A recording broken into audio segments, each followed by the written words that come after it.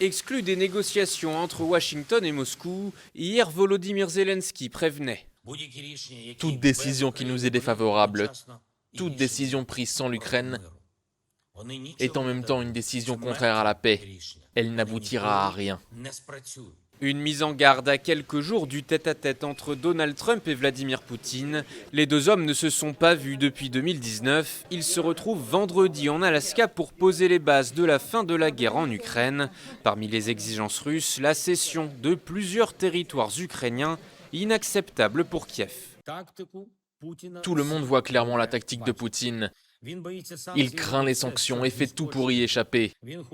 Il veut échanger une pause dans la guerre et les massacres contre la légalisation de l'occupation de notre territoire. Il veut s'approprier les territoires pour la deuxième fois.